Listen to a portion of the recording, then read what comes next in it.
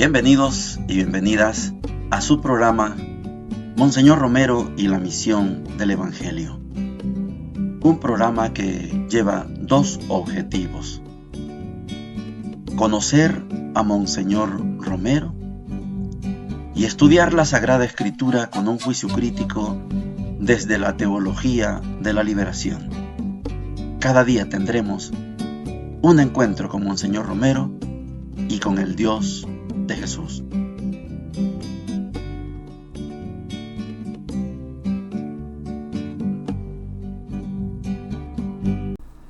Hola, ¿qué tal?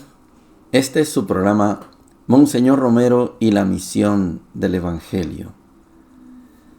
Estamos en el penúltimo día del Adviento. Mañana es último día de Adviento y se nos acaba este periodo de catequesis. Yo sé que algunos de ustedes han escuchado cosas aquí que son nuevas para ustedes, pero son antiguas, llevan 2000 años.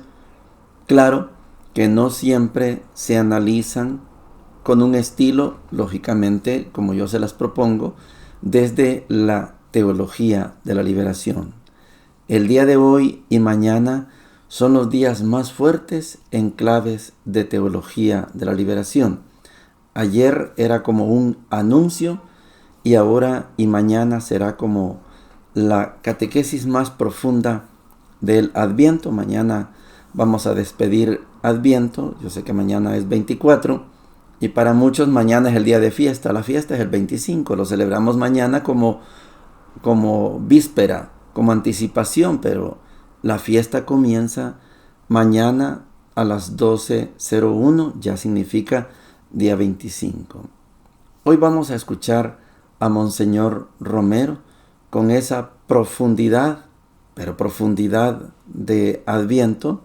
Es 23, es la víspera del 24, y Monseñor, un día como hoy, 23, pero del año 79, se dedica a desglosar cómo cada uno, cada una, damos un aporte a la liberación. Oigamos a Monseñor. Miqueas, el profeta de este domingo, se refiere a ese proyecto salvador de Dios cuando dice: su origen se remonta hasta lo antiguo, desde el tiempo inmemorial, y allí anuncia en ese recuerdo de la antigüedad la cuna de David. Y tú, Belén de Efratá, no eres la más pequeña, porque de ti ha de salir el que rija a mi pueblo Israel.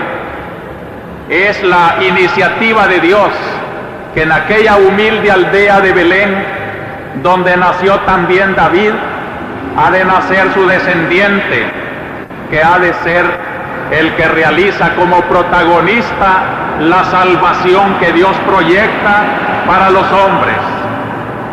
Una dinastía de la que nacerá el Rey de la fe, de los que lo seguimos con verdadera fe. El estilo de esta obra liberadora se relata en la primera lectura de hoy, cuando dice que los hombres son entregados por sus pecados a las esclavitudes de la tierra hasta que dé a luz la que ha de dar a luz. Otra alusión preciosa de María. Apenas unos 30 años antes, el gran profeta Isaías, ante el rey Ahaz, que temblaba de miedo ante la invasión de Asiria, le ofrece una señal de que Dios está con su pueblo. Una virgen concebirá y dará a luz, siendo siempre virgen. Esta es la señal maravillosa del portento de Dios que ya se está cumpliendo. Cuando la que ha de dar a luz está ya para dar a luz en la próxima Navidad, está llegando el tiempo que el profeta anuncia que ha de romper las esclavitudes de todos los hombres. ¿Cómo debe sonar a esperanza para nuestro país salvadoreño esta Navidad que muchos ven con pesimismo. Si Dios está con nosotros, si la que ha de dar a luz está recordando un año más que en esta Nochebuena ella marcó el principio de la salvación que Dios quiere, ¿por qué tememos?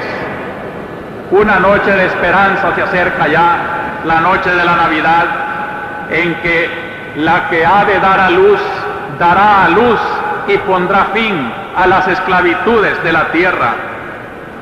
Y habitantes que estaban esclavizados bajo la tiranía y el poder de los ídolos, del pecado, de las pasiones, anuncia el profeta, habitarán tranquilos, porque se mostrará grande hasta los confines de la tierra. Es un reino universal, es una salvación que se ofrece a todo el que la busque con sincero corazón. Y esta profecía de Miqueas llama al que ha de nacer de esa mujer misteriosa. Él será nuestra paz. Él es la paz. ¿Por qué falta paz en la tierra? Por la lejanía de los hombres de Dios y por la lejanía del odio que separa a unos hombres de otros. Cristo es la paz, porque acerca a Dios a los hombres y porque llama a todos los hombres a darse el abrazo fraternal. Esta es la salvación que Cristo trae. Aquí hay una catequesis de Monseñor Romero sobre la ubicación geográfica, Belén, y sobre lo que yo les decía ayer, esa guerra literaria, lógicamente, una guerra literaria entre dos nombres, Jesús y Jesucristo. Pero comencemos con la ubicación geográfica. ¿Importa el lugar? Sí, importa el lugar. ¿Está segura usted que Jesús nació en Belén? No es eso lo importante. Dagoberto decía, no es tan importante la respuesta como la pregunta. Y la pregunta es, ¿dónde nació Jesús? Y como no hay registros, porque nadie en aquella época tenía, como hoy, las alcaldías o municipalidades, municipios, ayuntamientos, le dicen otros, donde nace un niño y hay que ir a registrarlo. En aquel tiempo no. No hay una manera de decir, voy a ir a buscar la partida de nacimiento de Jesús. Pero los que escribieron los evangelios, en este caso Lucas, dice, tiene que nacer en Belén de Judá. ¿Por qué? Es que como Jesús es el Mesías y es descendiente de David, tiene que nacer en la ciudad donde nació también el rey David. Y tú, Belén de Judá, Belén de Efratá. Y entonces el texto dice, nació en Belén. Pero es un texto convencional en el sentido de que no tenemos la partida de nacimiento. Aquí dice que nació y fue asentado en Belén. No. ¿Dónde se le aparece el arcángel Gabriel a María? No es en Belén. Es que María no es de la descendencia de David. ¿Dónde vive María? En Nazaret. María de Nazaret, Galilea. Galilea de los gentiles significa Galilea de los paganos. Ni está en el reino del norte, ni está en el reino del sur. El reino del norte, la capital es Samaria o Samaria. Y el reino del sur, la capital es Jerusalén. Y Belén pertenece a la región del sur. Y María no está viviendo en el reino del sur. Tampoco vive en el reino del norte. Vive afuera de esas dos regiones. Galilea de los gentiles, allá afuera, lejos. Pero aquí viene una figura de un censo que los obliga, ahí sí, José, que es de la tribu de Judá, José es el judío, el decreto del emperador es: hay que hacer un censo, váyanse a sus lugares donde han nacido ustedes, a la ciudad de origen. Y la ciudad de origen de José, entonces sí, es Belén. Por eso importa la ubicación geográfica, Belén. Ahora vamos a lo que yo planteaba ayer, les dije solo es un planteamiento. Esa guerra literaria entre Jesús y Jesucristo. Esto pareciera que es solamente una síntesis de dos palabras. No solamente son palabras, son opciones teológicas. Yo espero que usted haya escuchado la última parte de Monseñor Romero, cuando está mencionando la identidad de Jesús. Dice: y esta profecía de Miqueas llama al que ha de nacer de esa mujer misteriosa. Él será nuestra paz. Él es la paz. ¿Por qué falta paz en la tierra? Por la lejanía de los hombres de Dios. Los hombres están lejos de Dios. Y por la lejanía del odio que separa a unos hombres de otros. Cristo es la paz, porque acerca a Dios a los hombres y porque llama a todos los hombres a darse el abrazo fraternal.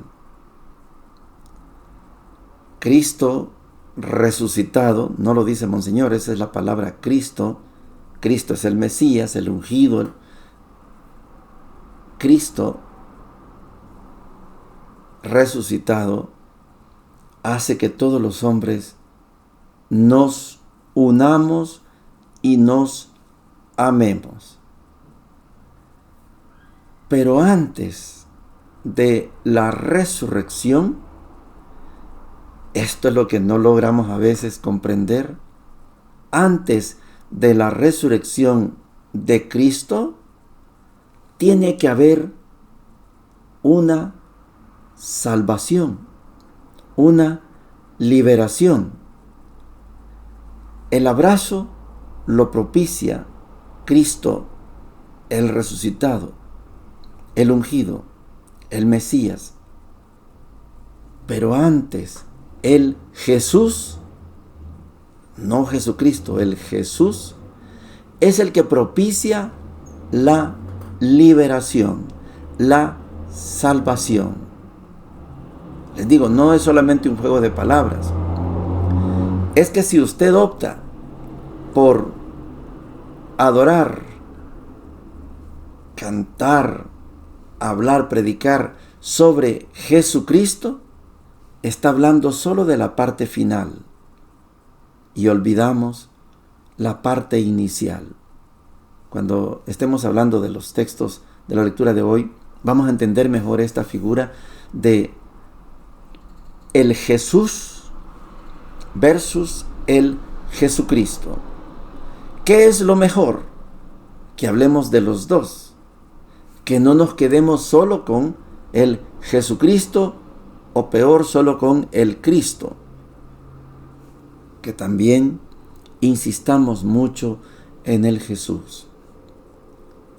En la teología, al Jesús se le llama Jesús histórico, al que nació, creció, al que nos mataron. Hasta ahí llega el Jesús histórico. A partir de la muerte de Jesús comienza el Cristo, le llamamos el Jesús de la fe, es el Cristo.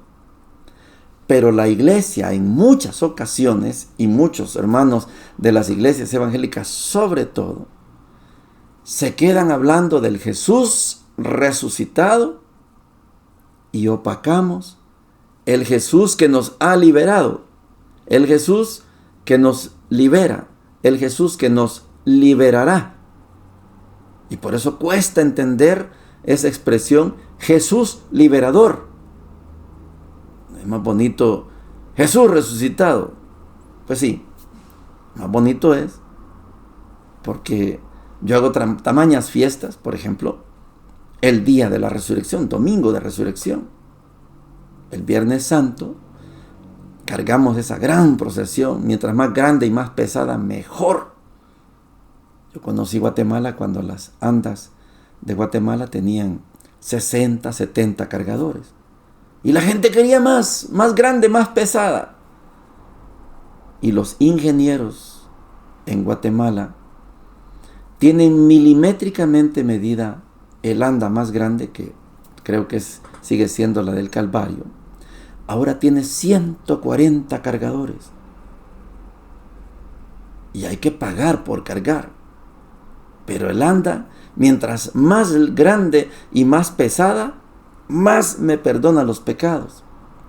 Es una lucha de la iglesia, yo no le llamo religiosidad popular, de la iglesia del pueblo. Es una lucha por no desprenderse del Jesús histórico.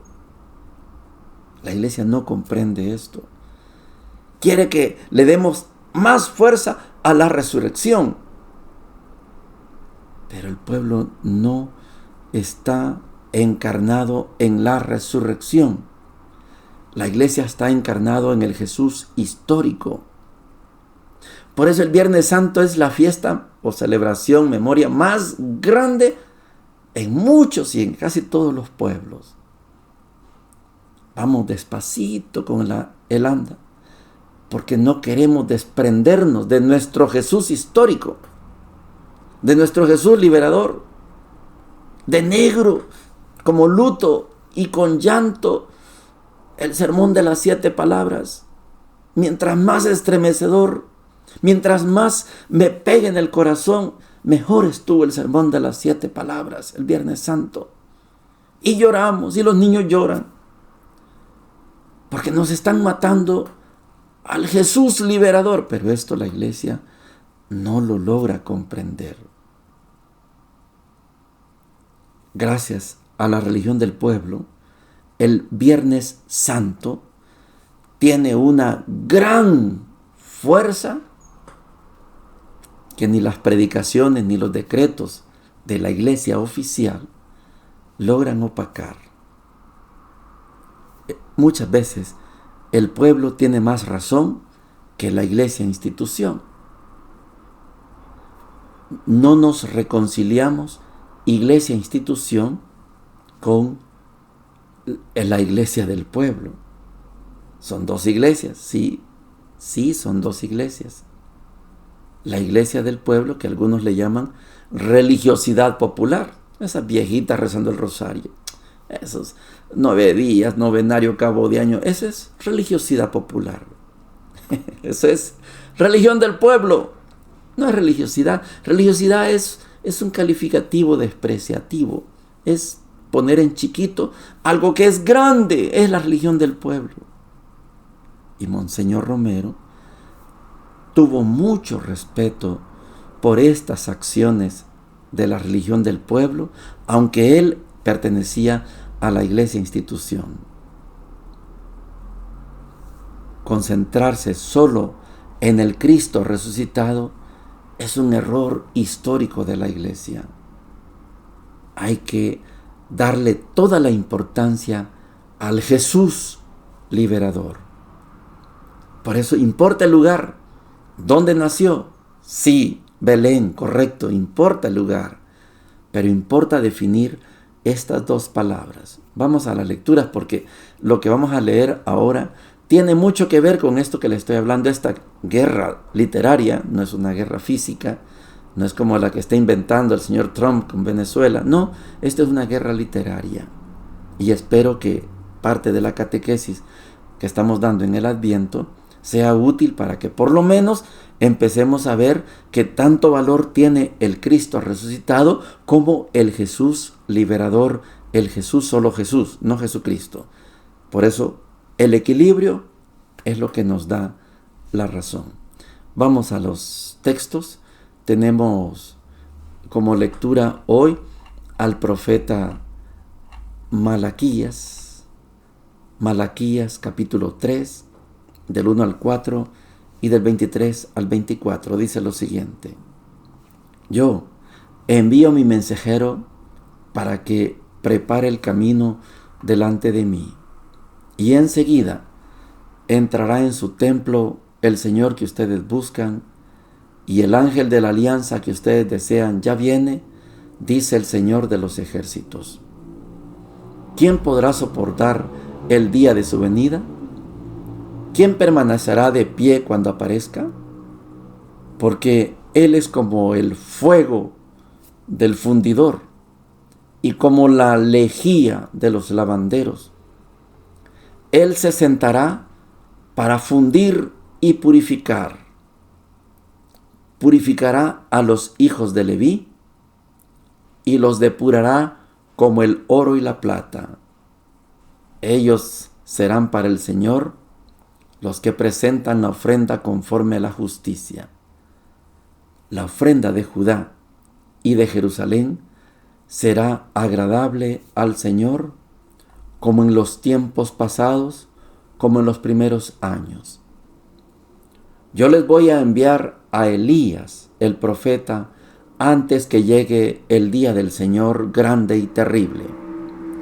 Él hará volver el corazón de los padres hacia sus hijos y el corazón de los hijos hacia sus padres, para que yo no venga a castigar el país con el exterminio total. Palabra de Dios, te alabamos, Señor. No hemos estudiado a Malaquías. Malaquías es estudiado prácticamente en el Adviento y en la Navidad para justificar que esa profecía de Malaquías se cumplió. ¿Y quién es Malaquías? ¿Y qué importancia tiene Malaquías? Malaquías es el último profeta de la historia de Israel. No es el último profeta en la historia, no.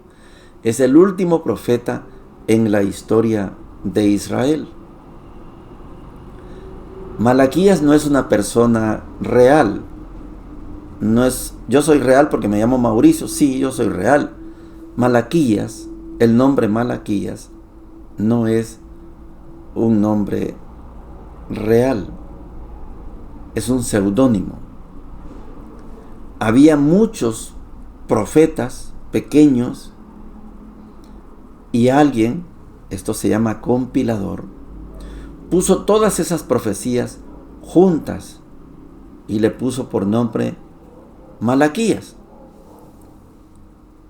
Malaquías es el último de los profetas. Malaquías significa mensajero del Señor. Malaquías, por ser el último profeta de la historia de Israel, ahí en Malaquías termina la Biblia hebrea. Por eso Martín Lutero dice: hasta aquí llega el Antiguo Testamento. Eso dijo Martín Lutero, porque ahí termina la Biblia hebrea, la Biblia que se escribió en hebreo. Y estamos aproximadamente en el año 430 antes de Cristo, pero se puede hablar de 400 en el año 400. No, la fecha no es exacta. ¿Qué importancia tiene el profeta Malaquías? Como es el último profeta, a partir del profeta Malaquías, que no es una persona sino un seudónimo, comienza algo tan importante para la historia nuestra, no la de Israel, la nuestra. Malaquías es el último profeta y a partir de ahí comienza algo que se llama silencio profético. Ya no hay profetas. Dios ya no envió ningún otro profeta. Esto de Malaquías son diversos profetas que escribían algo, pensamientos, ideas, fragmentos. ¿Por qué escribían profecías estos profetas así dispersos y después fueron puestos todos en uno? Porque el pueblo había caído en la desesperación. Ya tienen reconstruido el templo, ya tienen establecido otra vez la tribu de Leví con su sacerdocio, tienen culto y no le encuentran el sabor al culto. Tanto culto, tanto sacrificio, tanto holocausto, y nunca Dios cumple su promesa de enviarnos al Mesías, al libertador, al liberador. Otra vez otro culto, otra vez otro cabrito, y Dios nunca nos manda al liberador, al Mesías. El pueblo estaba desesperado. Entonces Malaquías se convierte en el último profeta, porque Dios decide: crean en la palabra de Malaquías. Y mientras ustedes no crean en la palabra de Malaquías, yo no les mando un nuevo profeta. ¿Saben quién es el nuevo profeta que Dios envía? Correcto, Juan el Bautista. 400 años de silencio profético hasta que vuelve a aparecer un nuevo profeta, Juan el Bautista. Ustedes creen que el sacrificio, que el holocausto, eso es inútil. Entonces ya no les mando ningún otro profeta. Claro que la Biblia, para usted y para mí, la Biblia comprende un Antiguo Testamento que comprende los 39 libros de la Biblia hebrea. El último es Malaquías, pero hay 7 libros más que a Martín Lutero ya no le interesaron. Pero es que la historia profética sí termina con Malaquías, pero el curso de la historia faltan 400 años más. ¿Cómo es eso? Malaquías es el último libro. ¿Y ahí se acabó la historia de Israel? No. Hay 7 libros más. Eclesiástico, Primera y Segunda Macabeos, Tobías, Esther, Judith, Sabiduría. ¿No podíamos escribir qué pasó en esos 400 años? ¿O no pasó nada en 400 años? Ve qué bonito. Yo regaño a Martín Lutero cada vez que le sale a luz en los programas. Porque primero, Martín Lutero, sacerdote igual que yo, sacerdote igual que algunos de ustedes que escuchan este programa, pero yo no puedo predicar ignorancia. La historia terminó con Malaquías. Martín Lutero, ¿me estás escuchando? Terminó en el tiempo de Malaquías. No, faltan 400 años de historia. Tiene que haber otros textos. No importa si usted le llama apócrifos. Nosotros le llamamos deuterocanónicos, porque son no de la primera lista. La primera lista terminó con Malaquías, pero hay una segunda lista, por eso se llama deuterocanónico. Están en la segunda lista. Por eso nuestro Antiguo Testamento, el católico, tiene, pues sí, no tiene 39 libros, tiene 46, porque son 39 y después de Malaquías otros 7 más. 46 libros. Pero tiene lógica no quedarnos con que el último libro fue Malaquías. Sí, el último profeta, sí. Pero hay hechos históricos. ¿Cómo conoceríamos lo que pasó con Antíoco? ¿Cómo conoceríamos esa rebelión de los macabeos? ¿Cómo explicamos el surgimiento de los grupos religiosos de la época? En este caso, los celotas, los saduceos, los fariseos y los esenios. Y después, ¿cómo aparecen los herodianos? Sí, ¿cómo? Si no leemos, si no escribimos la historia, entonces nos quedamos con Malaquías. La importancia de Malaquías es porque es el último profeta, el último texto profético, y de ahí viene un silencio profético. Dios toma la decisión de poner todas esas profecías de varios profetas pequeñitos, las pone juntas en un solo libro, y eso se llama profeta Malaquías. Bueno, y no voy a poner más palabras mías en boca de otro hombre. Y por 400 años no hay un nuevo profeta. Yo envío a mi mensajero, son las últimas palabras proféticas, para que prepare el camino delante de mí. Voy a enviar un mensajero. Les escribo esto, diría Dios. Les voy a mandar un mensajero. Estén pendientes. Por ahí va a llegar ese mensajero. Y después del mensajero viene el mero mero. Pues sí, así es la historia. La profecía de Malaquías se cumple en Juan el Bautista. Dice Malaquías: les voy a enviar a Elías. Elías va a ser el mensajero. Elías es un personaje misterioso. Igual que Moisés, no tenemos ni tumba de Moisés ni tumba de Elías.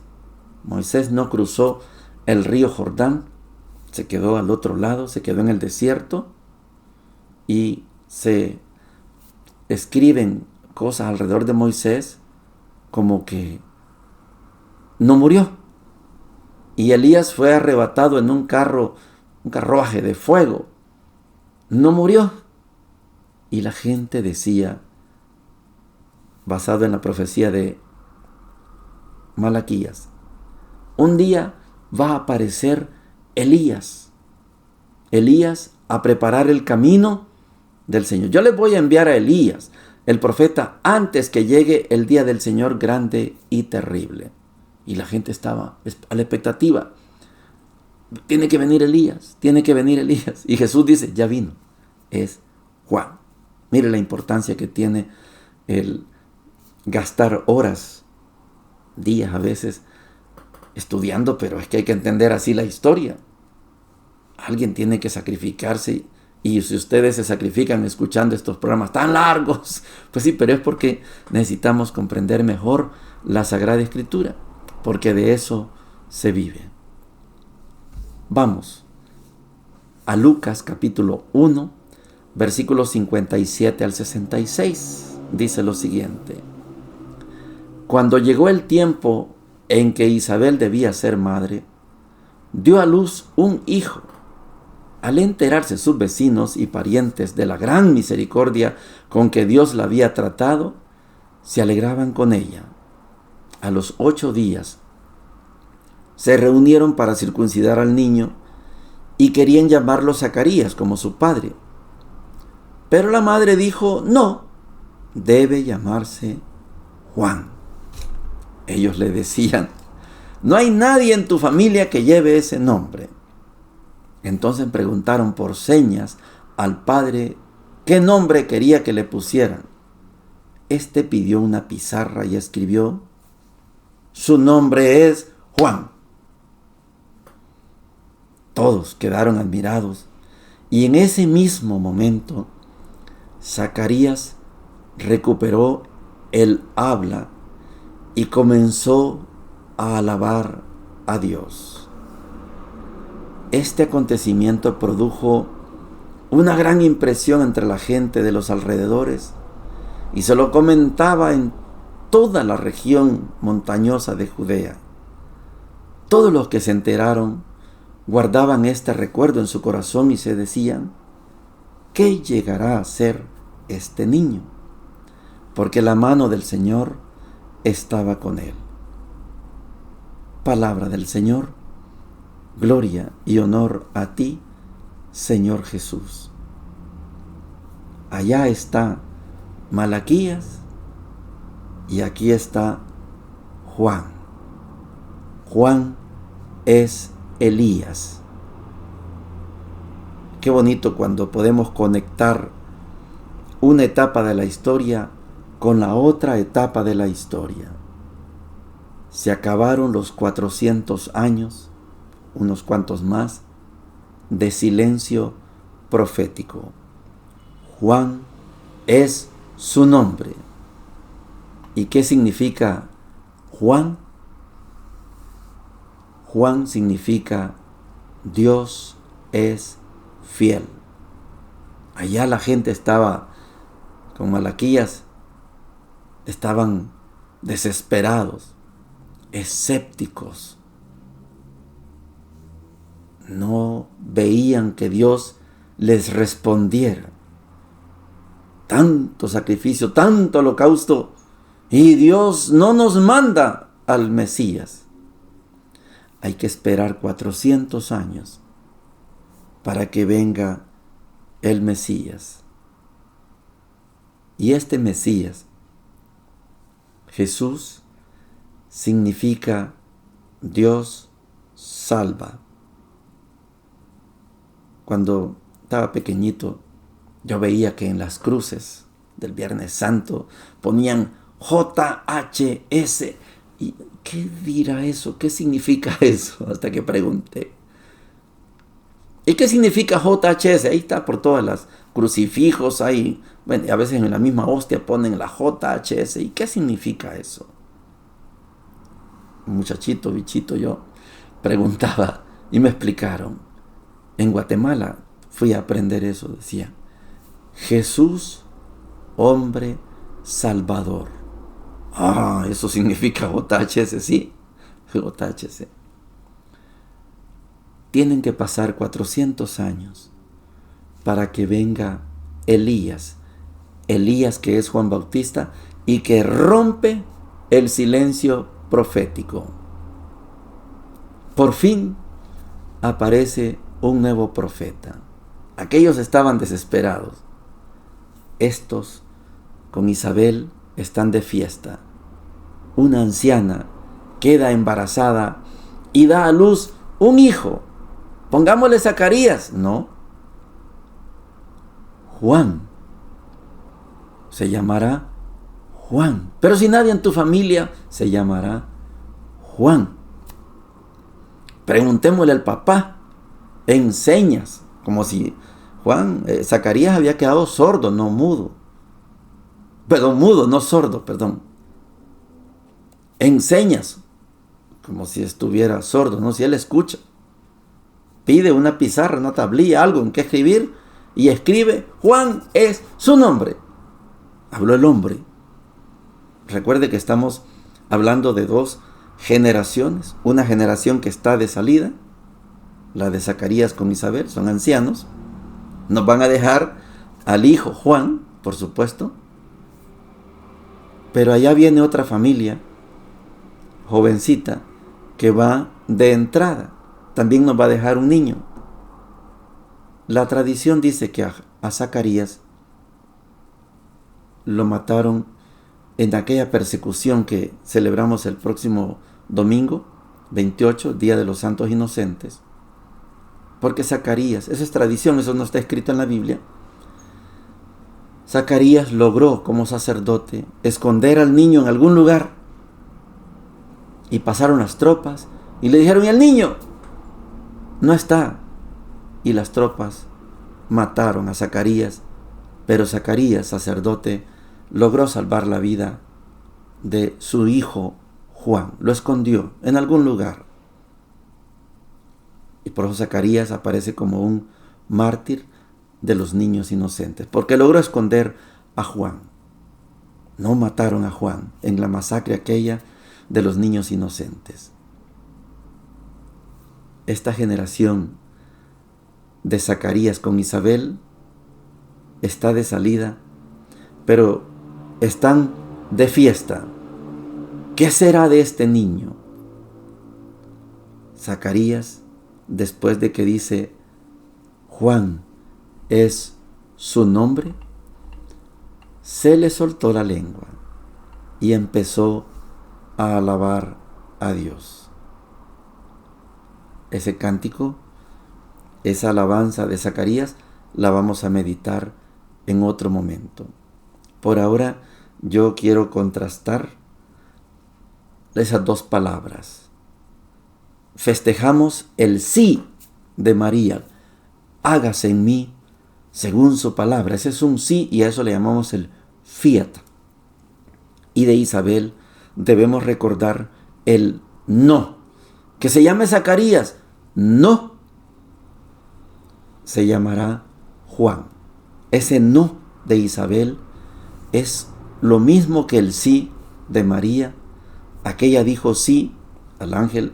Yo no he tenido nada que ver con ningún hombre. Sí, pero el Altísimo te cubrirá con su sombra. Ah, bueno, que se haga en mí lo que Él quiera. Ese es un sí, ese es el fiat de María. Y es importante tener presente el no de Isabel. Que se llame Zacarías, como es la tradición. No, porque este hijo rompe la tradición. No se va a llamar Zacarías como su padre. No, se va a llamar Juan, porque Juan significa Dios es fiel. Y Dios está cumpliendo su promesa de enviarnos un Salvador, un JHS. Espero que nos veamos mañana. Me quedan todavía algunos cupos por si alguien se anima a ir con nosotros el sábado y el domingo. Quizás unos 2 o 3 cupos más. Pero ya que va a estar abierto a migración, voy a hacer el prechequeo el viernes.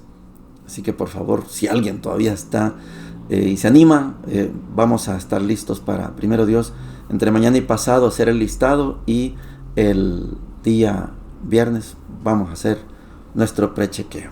Bendiciones para todos y para todas. Hemos presentado Monseñor Romero y la misión del Evangelio. Hasta la próxima.